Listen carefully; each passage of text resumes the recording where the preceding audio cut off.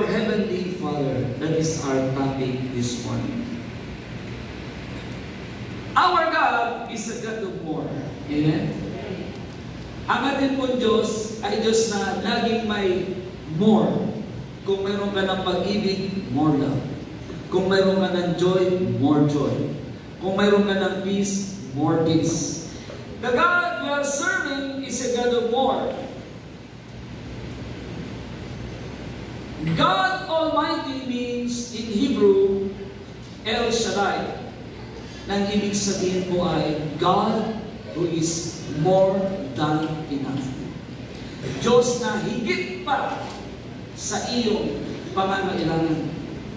And since our God is a God of more, I know here in the River of God family, God is preparing you for more. More souls are coming to worship with you. More places will be conquered by the power of the Holy Spirit. More sick people will be healed because the anointing to heal the sick, to cast out demons will increase more in this family. More influence, more greatness of the Lord, more goodness of God shall overflow. I believe that as you trust in Him, yes, the little things that you have, once you entrust it to the Lord, He will increase it every day. Ang gusto ng Diyos, anumang meron ka, yan ay madagdagan, ng madagdagan, ng madagdagan, araw-araw.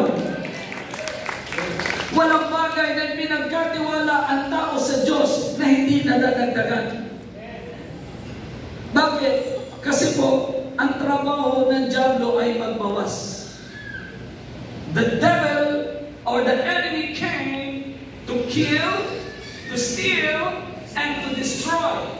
But the God who saved us, which is Jesus Christ, He came here to give you life and have it, and have it abundantly. Do you believe that?